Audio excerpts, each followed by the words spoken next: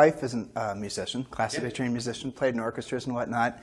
And one of the things that dissuaded her from pursuing that was that she would see all of her friends that were very accomplished musicians who started out with a passion, and because they were having to do it to get paid to do it, and it became something more of a job, and then it became something, and then they didn't even remember the emotion they used to have attached to the art.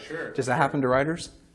Yeah, definitely. I mean, I think one of the saddest things that I see in my space is like people write books as a means to get something else. So instead of writing a really good book, they're writing a book that they think will get them the most clients or will get them the most attention.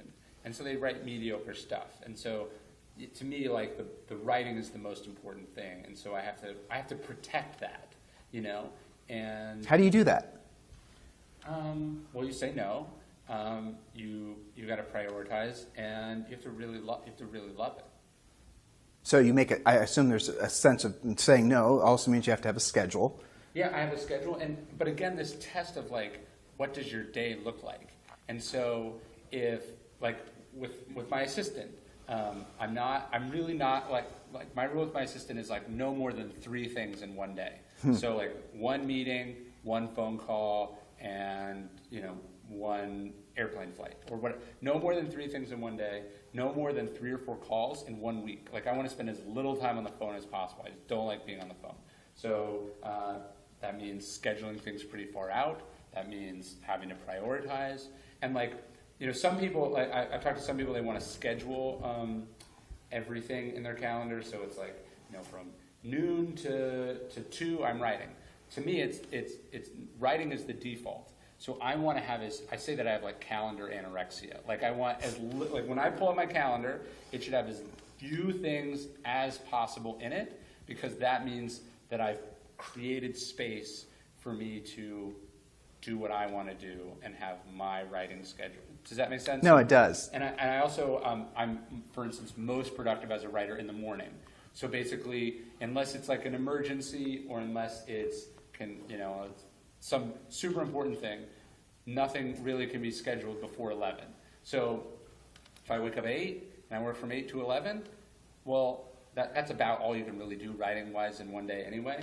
So everything else I do for the rest of the day is extra. Like I want to knock the important stuff out early. Are you all hearing the parallels what he's describing to just basically the things we talk about as far as being successful in this industry? It is fascinating. Basically, it's the same thing. Your best energies are in but for real practical physiological days, everyone's hormones, you just, are in balance, you slept, you have better energy in the morning, so you might as well use that for your... Well, look, you get up early, other people aren't awake yet, right? House is quiet, you have the most energy, fewer bad things have happened. You know what, like one of the things, I don't check email in the morning. I don't check email right when I wake up. I try to do one thing before I check email. I try to go for a walk, or I try to write a little bit. Even if it's like I have to take a shower before I check. I don't want the day to be shit 5 seconds after I woke up. We call that being media free. Yeah, media free. Right. Practicing media free mornings, basically. I mean, the amount of liberals that I know that pull up social media in the morning and they're just, it's done. Like, I can't believe he said that. But isn't that ego, though? Of course. It's both ego and a lack of self-discipline. Mm-hmm. And so don't let your day be ruined by external things. Create space to do what you're doing. Mm-hmm. And again, like, think about the thing that only you can do. That's what you've got to protect, right? So, look, somebody else can get your groceries, or somebody else can, get the paperwork together, or check in on this or that. But like, only you can think. Only like the leader of a company or a business can set strategy. Can think big picture. Can decide. Can make. Like when Bush was president, he said, "I'm the decider." Right? Like only the leader can be the decider. And so if you're getting yourself caught up with all these things that don't matter, your decisions, your thinking, your long-term planning, all of those things suffer. And again, if you're not doing them, who's doing them, right? Mm-hmm. Like you can't outsource, hey, do we want to make the deal in San Antonio? Here's why it's a good idea, here's the bad idea. You can't outsource that to your assistant. Only you can do that. And you shouldn't be halfway through the day, you're exhausted, you've gotten in, you've spent too much time on Facebook, and you got in this argument over email, and you didn't eat, and that's when you're settling down to that. No, that's what you should have done at 9 a.m. when, your inbox was empty, you were feeling good, all those things. Mm-hmm. So questions. What questions do we have? Do we need, Tim, do we need to have people asking questions on mic, or are we good with just them asking? Can you pick it up? Well, yeah, no, they should use the mic. Okay. Okay, so I know we're going to have some questions. And so, Tom, if you could just walk around and and make sure they don't get, and so turn your cell phones off so there's no feedback and all that good stuff.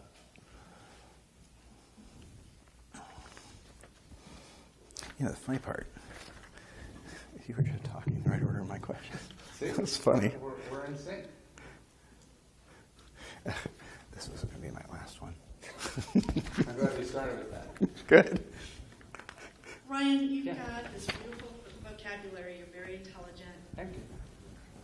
How would you mentor a young person? What was your life like through high school? What did you do? Yeah, in high school I was pretty ordinary. I would say some teachers liked me, and then other teachers really didn't like me. I had pretty average, normal parents, but I just read a lot. I just read and read and read. I just loved reading. And then I sort of got in these mentorship relationships where someone, said, look, these are the 15 books that changed my life, and I read all 15, and then I asked them a million questions about it. So I would say my education has very much been driven by sort of synthesizing the experiences of other people, the best influences on those people, and then just trying to go out and do different things in different industries and spaces to try to take that book knowledge and mash it up against real world experiences. But I think, look, humans have been writing books for, let's say, 5,000 years, or created, the first epic poems go to about 5,000 years ago. So for 5,000 years, the smartest people, sadly, unfortunately, mostly white dudes, have been recording their experiences, their struggles, their insights, their discoveries, whatever, in the form of books. It amazes me what a tiny fraction of that information that people avail themselves of. And so I try to always be reading and try to be reading about things that I don't know about.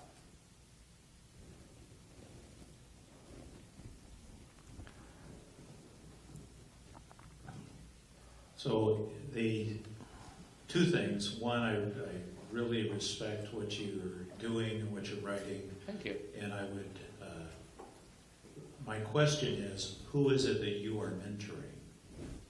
It's a good question. Having been so influenced by mentors, it makes me a little intimidated to sort of I don't take that relationship super lightheartedly. So I've had a number of my own research assistants that I'm very proud of what they've gone on to do. And then my thing has always been, my email address is in the back of all my books. And so like the way I feel like I pay it forward, having asked so many total strangers questions, is like when people shoot me a question, I try to answer. So I've probably sent, 50,000 emails over the last 10 years to different strangers. Should I drop out of college or not? Should I do this or not? Should I write a book or not? What do you think of this book title idea? I try to pay it forward that way. What kind of emails do you like to get? If someone's going to send you a question or send you an email, what's a great way to get your attention? Well, a long email or a short one? I would say probably shorter. I would say just ask what you want to ask. I think one of the things I don't like, and again, maybe this is more my personality, but I think the email to ask if we could get together to have coffee so I can ask you some questions is like, the can I pick your brain thing is a really weird way to do that. It's like, you'd be better off, what's your best question? Ask them the question. And then if they answer, now you have a connection. Like, you know what I mean? I think these things sort of ensue. So people think mentorship is this like, again, it's like official thing. Like, That's like going around like, will you be my girlfriend? Like, that's not how you start a relationship with someone. You say hello, and then you talk, and then, you know, you go on a date or whatever. So to me, short email, ask something that's interesting, that you couldn't have easily found 2 seconds of Googling. You know, people go, how did you get your mentorships or something? And I'll be like, I've probably answered this 500 times. You know, like, you could have, but so I know in my own career that a lot of good relationships for me have started by me asking that person an intelligent, thoughtful question that they were able to quickly answer at no large inconvenience to them. That's great advice. And it is kind of interesting. You mentioned the internet and the rest of Yeah. it. I mean, anymore, we don't need these necessarily, like where you're trying to, you can pull from, you know, people that are no longer alive to be Yeah. mentors. You can maybe, you know, listen to podcasts, things like that. I mean, you can look, pull. You can send Mark Cuban an email and he might answer, right? Like, if you send Mark Cuban a 2,000-word email where you ask if he'll, you know, invest in your company, probably not going to respond. But if you said, you know, Mark, what book has changed your life? Or, you know, I'm thinking about dropping out of college. Is that a good idea or a bad idea? Or, you know, what's the most interesting technology that you see developing in the world right now? Or, you know, if there's what's one trend you're following closely right now? These are things that the person, oh, I didn't think about that. And, you know, maybe they won't. Maybe you got to send 100 emails to get 6 responses. But you know, again, that's better than, you know, finding an incredibly busy person and asking for an hour of their time. Anybody else? So I thought about 3 more. Ryan, I celebrate you for thank being you. humble and as a humble person who is highly successful.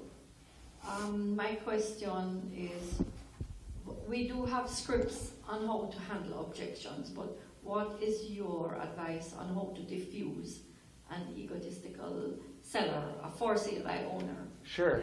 Well, what's so interesting about ego is that it's actually usually very fragile, right? So, like, for instance, how do you get an egotistical person to do something? You make them think that doing whatever that is their idea, right? And so it's sort of thinking about it from their perspective, right? And thinking about what those objections are, thinking about sort of where they're coming from, and then building your pitch around that. Like, I think one of the mistakes that people will make, let's say you're up against someone who has a very strong opinion about something. The last thing you want to do is attack that opinion head on. You don't want to go, let's say someone's opinion is tied to their identity. You're not going to get them to admit that. It's going to be extraordinarily difficult for you to get them to admit that that's wrong, right? Because they're wrapped up in it. But maybe you could get them to agree to something separate that's related to that. And once you get them to agree to that, you can transition more towards this other point of view. So don't attack. It's egotistical to try to attack something head on and sort of, you know, beat it with pure strength. I think you want to think about, you know, where are they coming from? What motivates them? Where do they have less resistance? And put your energy there. When you wrote your book on Stoics, I remember when that came out, and Julie and I, you know, it was a great book. Thank you. And there seemed to be a whole bunch of people who were like really pissed off that you wrote a book on Stoicism. What the heck was that all about? Well, I think when you write anything that there's a somewhat small community of hardcore people in, they tend to take ownership of that, right? So, you know, if you're an indie band and you start to be on the radio, they're like, you're sold out or whatever. One of the things this goes to the inner scorecard discussion. So if you know what you're trying to do, it allows you to evaluate feedback properly. So there's probably, I think when I wrote my first book on Stoicism, there's like sort of one internet community about Stoicism, and it had about 10,000 people in it. Well, I don't want to write a book that only sells 10,000 copies. That doesn't work economically. So I said, okay, these are 10,000 people. They're hardcore interested in this philosophy, but they're interested in it in a kind of a very nerdy, very literal, almost fundamental way. So Other people can write books for them. I don't want to write books for them. I want to write books for people who think that philosophy is not for them. Who, like I said in the book, like nobody wakes up and says, I need philosophy. They wake up and they say, I have problems and I need solutions. It just happens that my opinion is that philosophy is a great way to solve a lot of the problems of life.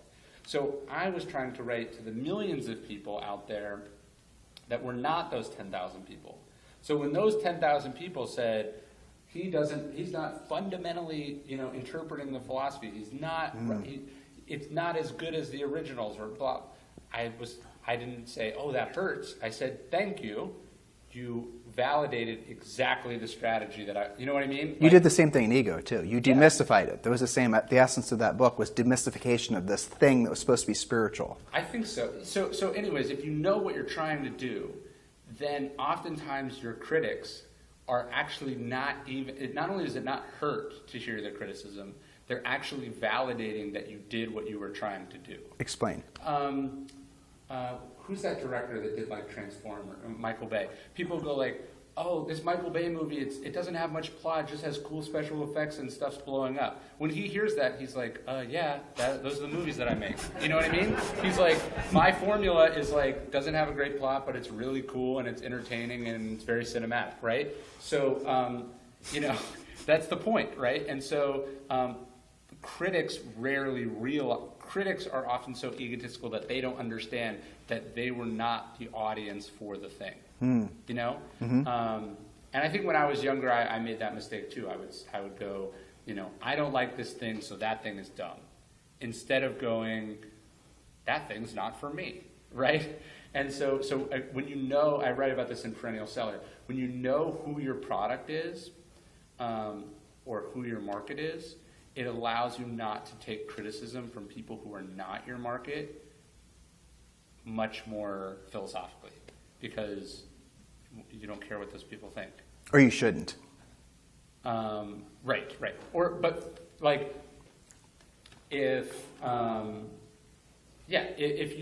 If someone who was never going to buy your product to begin with says that they don't like it, what do you care?